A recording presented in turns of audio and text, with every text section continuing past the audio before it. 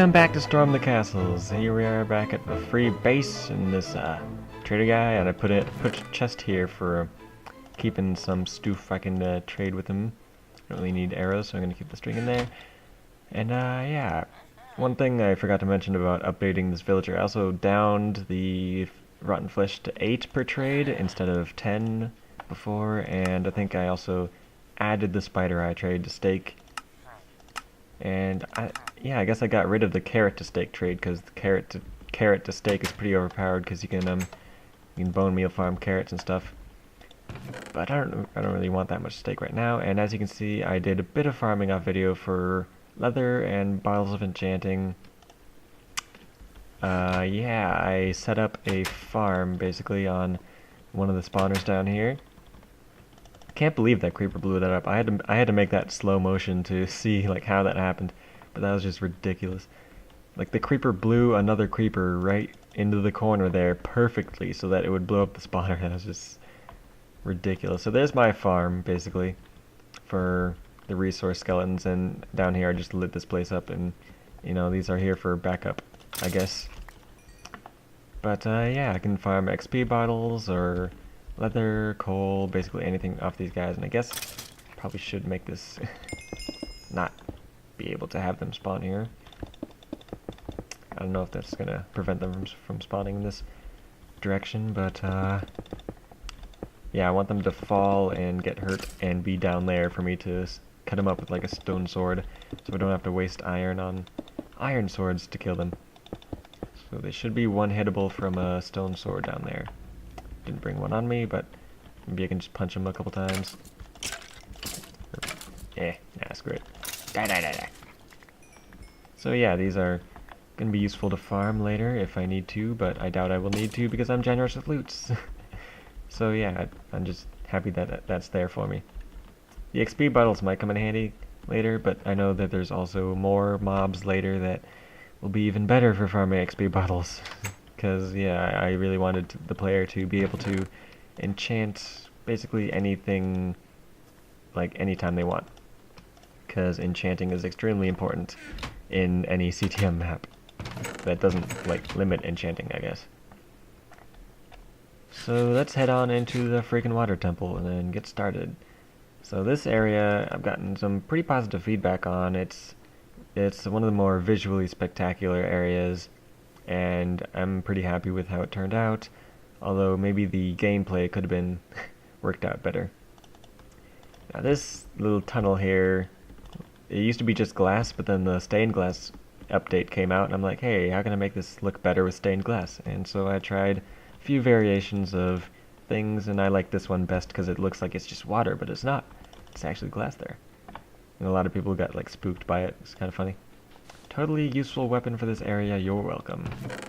This, I regret making this a torch because you can right click it and like lose the artifact text and stuff. But this is the Torch of Justice. It's an artifact, and it's just kind of my joke weapon for this area because it's underwater, and most of this item's usability is from its fire aspect. And here's some diving helmets. You can see the S down there in the description. That was a mistake. I accidentally like threw an S description on the item that I shouldn't have done. It's kind of a whoopsie in MC edit, but I left it in there because I'm lazy, really lazy. So you can see the castle from here. Luckily, like you used to not be able to see the castle like underwater, but since they updated respiration to make you see farther and clearer underwater, you can actually see it underwater from here. So that's awesome. And here are my, I call them mermaids, but they're more of swimming skeletons kind of things. They're basically squids with a minecart that have skeletons in the minecart, because there was these used to only have to be squids and skeletons just stacked on top of each other, but there was an update in 1.6 to stacked mobs that made it so that whenever the squid went underwater, the skeleton would demount the squid, I guess, and it would start floating towards the surface. And because that happened, I had to find a way to keep the skeleton on the squid, and I used the minecart to do that. And over here is a bit of hidden loot I just thought I would show. Okay, fine, you deserve this for exploring these glowstone towers. and it's a pretty decent loot, but I'm not going to take it because I don't expect players to find this very often. It's pretty unfairly hidden, and it's just here to reward any avid explorers out there that wanted to actually like take a look in this. These glowstone stalagmites, no, stalactites up there, I guess. And yeah, this is just like the introductory battleground. I tend to make first like an introductory battleground or field for the player to go through first before heading into the actual castle, so this would be that equivalent. Although, also, you'll notice that there are XP orbs underneath the minecarts. Those were an accident. Like, again, an MC edit.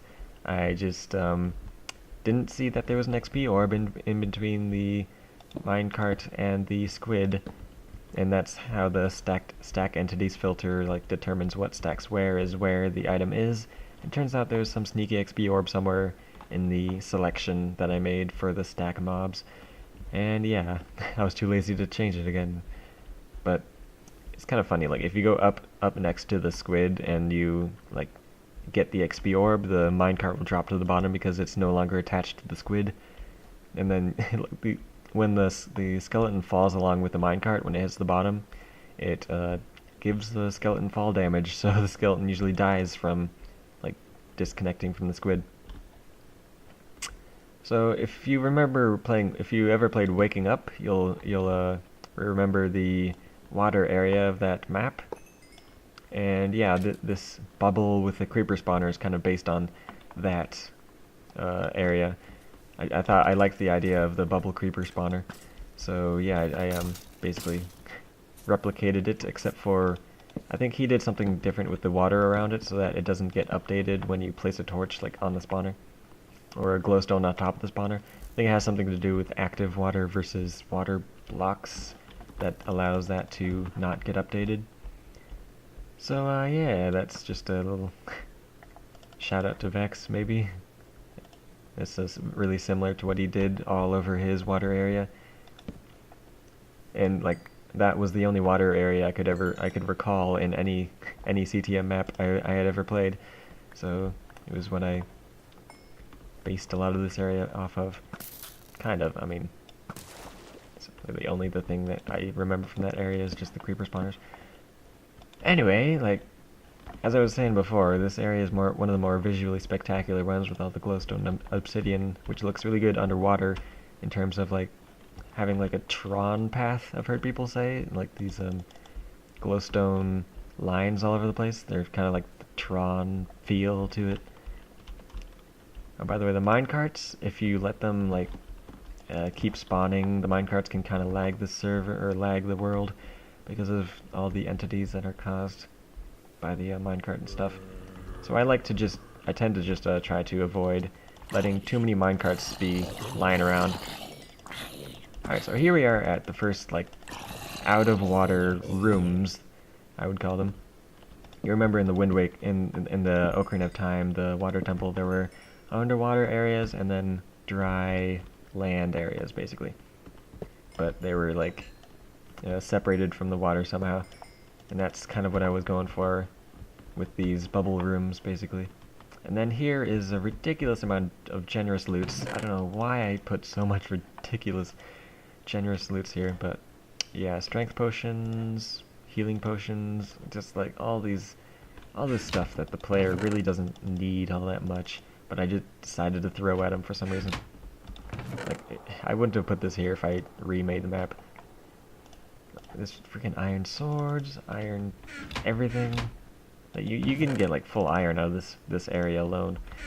It's just, like, way too much, to be honest. Free steak. And the ironic part is there used to be diamond swords in this area, like when I was first building it. But then I looked back and thought, wow, that's ridiculous. I'm not putting that in. So yeah, I turned the diamond swords into iron swords, which still is a little bit ridiculous. And this little hole here, can't remember why I put this here, but it's kind of just like a mistake, I think. I accidentally left a hole in the area.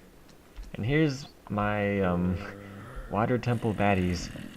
They're kind of like what I would think would be in a water temple kind of mob. Just a blue leather geared zombie, basically. And yeah, they're basically just basic geared mobs. Nothing too special about them. But yeah, this room usually has natural spawns, but I guess I'm getting a bit lucky with the natural spawns in this map. Alright, so here's Infinity. I'll take the Infinity, but Bane is really crappy. And here's a better Respiration helmet that is better than this, and it's got Respiration X. Now, if you're in creative mode, I think the Respiration does more or something. So it'll like turn everything white and kind of blind you. But in survival mode, it's just fine. It sees better actually than Respiration 3, and it makes your bubbles last a lot longer. And I should probably say, yeah, this path upwards, some people like had trouble finding, but I put this glowstone pillar here to symbolize that you're supposed to go up here. So I would hope that people would be able to see that. And yeah, one thing about making underwater areas is that you're not limited to a two-dimensional or like a two-dimensional plane kind of structure to your buildings. You can make paths upward that the player can easily just swim up. And I kind of liked that about building an underwater area. Alright, here we see that skeleton? He detached from the spider because he went underwater. That happened with the squids, and that's why I had to change it to the minecart. Just thought I'd say that. And yeah, these are the second water temple mobs, I guess I liked to call them. Yeah, they got blue leather, so they're water type enemies, I guess. I think I put water breathing on them. I don't think no, I didn't put water breathing because this is a dry room. Now here's all the natural spawns. I guess I got unlucky with these natural spawns. Usually they're not this thick. Yeah, there are honeypots around this area and various locations that are covered in obsidian, so that should help with the natural spawns. But holy crap, I got really unlucky with these. Yeah, I'm gonna have to shoot these skeletons for a while, so I should talk about other stuff. Oh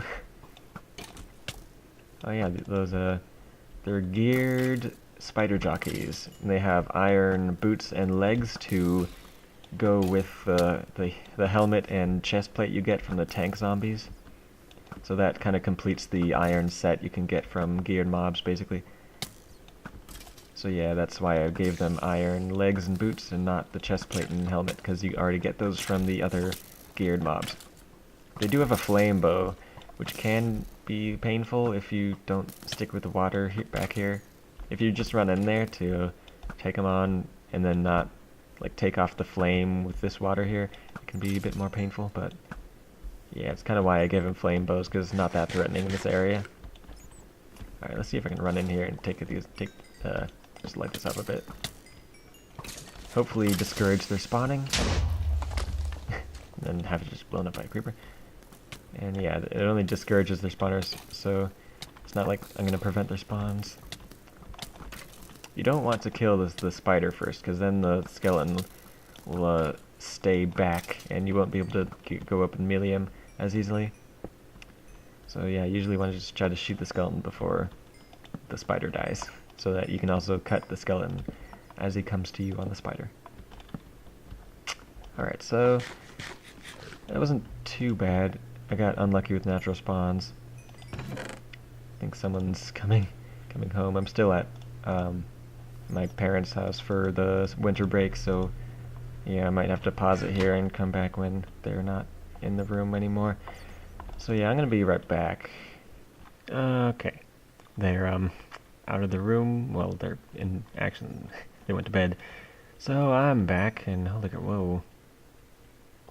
What happened with I thought the respiration. That's weird. It wasn't that bright just a bit ago. What happened? Really? Huh. What makes it bright? What makes it more bright than it should be? Like you saw, like just minutes ago, it wasn't this bright or blinding, but now it's just going crazy. What happened? Okay, I'm gonna go back down here and grab my Respiration 3 helmet back. And there's also something else I want to do down here again. Well, not again. I missed something that I realized while I was not recording. But anyway, what was I talking about hours ago? Yeah, screw the respiration X. Why is it only sometimes that it messes up with the respiration X? Like, what happened? Did I change something while I was gone? Oh yeah, over here. I missed a bit of loots. And my bow's getting a bit low anyway, so it's good to be able to replace it with the bow that's through the corridor here. That way.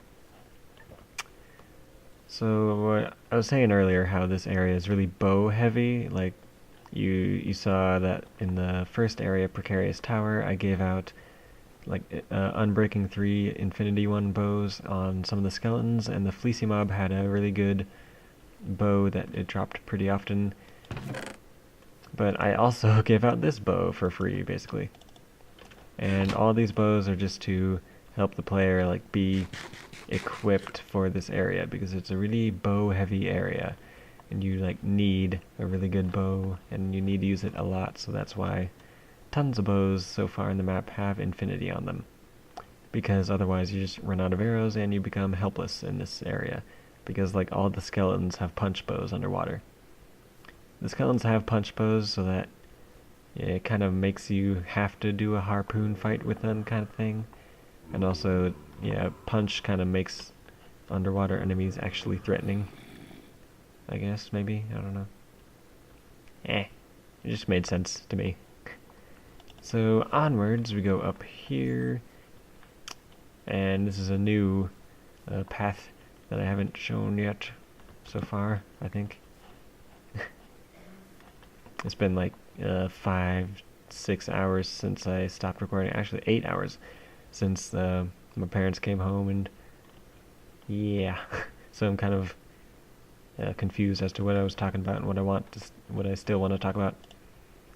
All right, so here's the last room, which holds like 3 things of interest. For some reason, I just saved like 3 of the last things I wanted to do in here for the last room. For some reason, these minecarts, I'm not sure if I left like these minecarts that were in the maps download, and like I forgot to delete the entities before I released the map. But yeah, I don't like minecarts just by themselves, because that just sketches me out and makes I think they might make the world lag if there's too many of them. Alright, let's kill some of these guys up here. Is that a spider? A spider spawned on top of the spawner. That's funny. Yeah, okay, let's light this up. And above this spawner is where the Fleecy mob is. Now that is pretty hard to find, and kind of feel bad about putting it like so in that kind of a hard to find place. But if you were just going to like take out this spawner, I would think that you'd be able to see like there's water above it instead of lapis, and also that little edge there is another indication. So I was hoping that people would be able to see that that's probably somewhere they should look. Go away, spider. Yeah. So yeah, I don't think it's that hard to find, but I'm the creator of the map, so yeah, this might have made some people like stuck for a very long time. So sorry about that. I could have put like a glowstone path up to it to make it more obvious, but yeah. So here's the Fleecy mob boss fight room, basically. It's got 2 of these normal mermaid spawners, and then the Fleecy mob spawns out of that bedrock thing right there. Now I think I accidentally activated it once before, like right before I put the map back up for download. So I think the spawn time is kind of screwed up, so it takes a bit longer to spawn than most Fleecy mobs. But it'll spawn eventually. And before it spawns, I can take out these 2 spawners, which will be nice, because I don't like having to fight these guys while I'm trying to deal with the Fleecy mob. Die, die, die, die. Right. Stupid XP orb. I talked about that fluke, right? With the, yeah, I think I did. Stupid random XP orb in the selection. Alright, has the Fleecy mob spawned yet? No. Yeah, the delay is pretty long because it's a Fleecy mob. And there he is, the orange Fleecy mob. Oh wow, he shot his own minecart, which detached him from the squid. That's interesting. I think I put like resistance on his squid too, so his squid's a bit stronger than the rest. Oh yeah, he's got thorns too, which is pretty annoying underwater, but he's a Fleecy mob. He should be annoying, or at least moderately difficult. Alright, a few more hits and he should be going down. I think his armor only has like protection 3 on it, and it's gold armor, so it's not that great. Almost there. And he has water breathing along with all the other skeletons, so he's not going to start suffocating. Alright, there we go. I got his bow, I think, too. He's got a basically power 3 punch 1 infinity bow, or punch 2. Alright, so that's slightly better than mine. But also, yeah, got the wool. Thorns 3 is on the wool too, so that'll make the thorns a bit more powerful as well. I think I was about to suffocate there. Close one. Another one spawned already. And also there's respiration on there. I don't know why I put that on there. It doesn't really help him at all. He's got water breathing potion effect, so it's not like respiration will do anything. I think I just put it on there for kicks. Like it's a scuba diving helmet wool. So that's intersection 2, but first I want to show this guy. So this is a bit harder to find than the Fleecy mob, and I didn't expect many people to actually find this on their first like look through the area. Alright, just gonna do that to update that water now, because it's kind of annoying to have to go back up to get back up.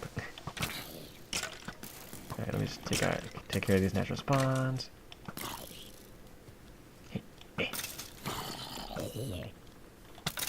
And here we have Phil the Filthy. He's part of the Headhunter monument, and he's the first head of the Headhunter monument. And I think he's just a cute little guy. If you know what the shout out of this guy's name is, then nice. Okay, so I got his head and his weapon, which is the prickly shrub. The prickly shrub is also an artifact, so want to keep that too. Not sure why I made it an artifact. Kind of regret making it like that. I also like the zombie head I put in the wall there. But anyway, this is Phil the Filthy, and where he lives, he's supposed to be like a slob kind of person who nobody likes, and he's all slimy and gross. Like his head is like, it's all gross and moist, because he's down here in the water temple in this dank, nasty, messy room. And Phil is a character from Headhunter's Filthy Animals, if you've ever seen that series they made, if you've ever heard of Headhunters. But yeah, Phil is one of the sheep that's a character in Filthy Animals, and he's hilarious, and I like the Phil the Filthy kind of, whatever you call that wordplay. So yeah, that's a shout out to Headhunters, I guess. And it's also part of the Headhunter monument, which I'm planning to complete, as well as everything else, because this is a completionist run. So yeah, here's intersection 2. We've beat the freaking water temple. So yeah, all in all, I like that area. It could have been better. It was better before the 1.6 change to stacked entities, where skeletons detach themselves from squid when they get put in the water. So that sucked, and so I had to do some stupid loophole around that, which was kind of annoying. So I think I might have time in this episode, so we'll check out the zombie disco. But first I'll put the wool and the artifacts in the chest. Is that really all the artifacts up to this point? Huh. I might have missed one, I'm not sure. Wouldn't be surprised. Hear that? Hear that note block hooked up to a hopper clock? That's one sick beat. Zombies know how to party. So yeah, this is the zombie disco, which people seem to be having a lot of fun with when they're playing through the map. It's just a kind of like a random thing I thought up, and was like, you know what, I should put this in an intersection. And I was thinking like, which intersection is like pretty dull and lame and needs something to spice it up. And well, intersection 2 would fit that description. Look how plain this thing is. So yeah, I just threw this in here. Here's a glow stick, which is what the zombies are wielding, which allows them to party. It ain't a party without one of these. Notice the negative 10 attack damage. You'll recognize that from a video I made earlier about the 1.6 attribute system, in which negative attack damage basically makes the mobs look like they're attacking you, but not really. So yeah, these guys will be partying, basically. Their hands in the air. And people love this. It's, you know, yeah, party! Put your hands in the air. I love this. Yeah, just a glow stick. And it's always fun to do F5 and just watch them smack you, or try to smack you, but really they're just partying.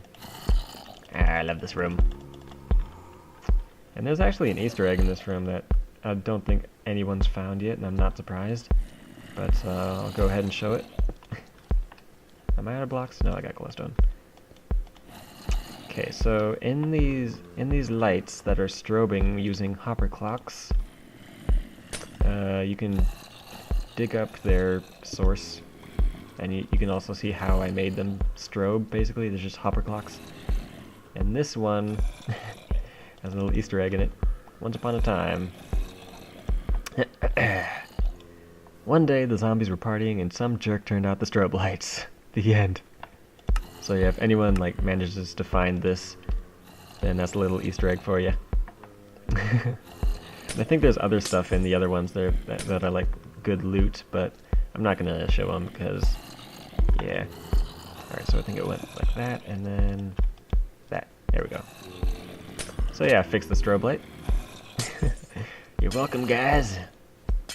Right, let me take my blocks back so I can get out of here. God dang it. Yeah, it gets a little swarmy.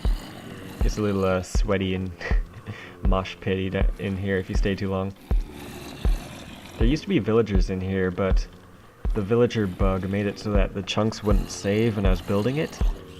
So that caused a few issues that I just didn't want to bother with, so I just got rid of the villagers. The villagers would basically make the zombies crowd together and try to attack the villagers, but wouldn't really attack them.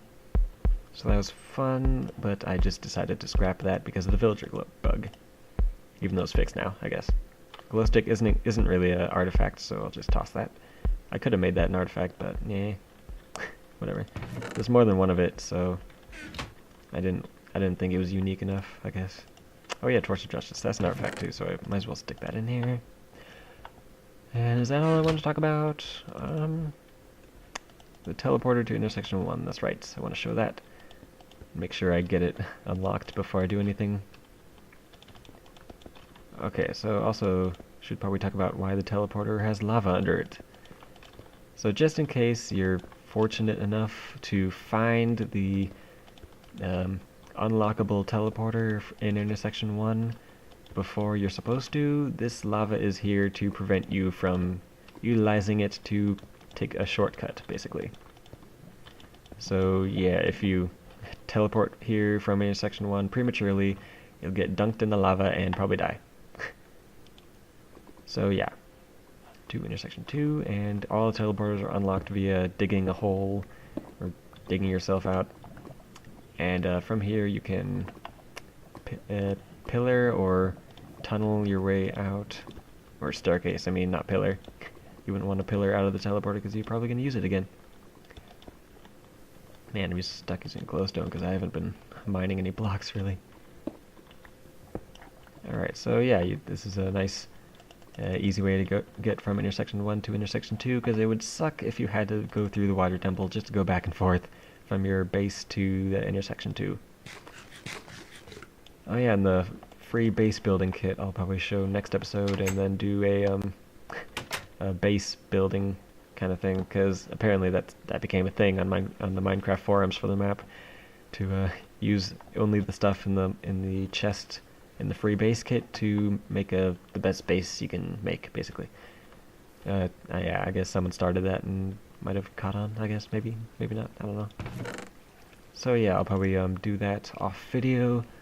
Well, I'll show the base building kit on video next episode, and then, you know, like cut to the finished base, which is gonna not even be very good because I suck at survival building, basically.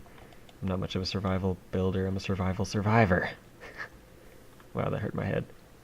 So anyway, that's the friggin' water temple. Hope you liked that area as much as I did. I had a lot of fun building it because it was weird, like building it without putting the water in first, so you didn't know exactly how it would play when you actually put the water in. But I think it turned out pretty good. Pretty good.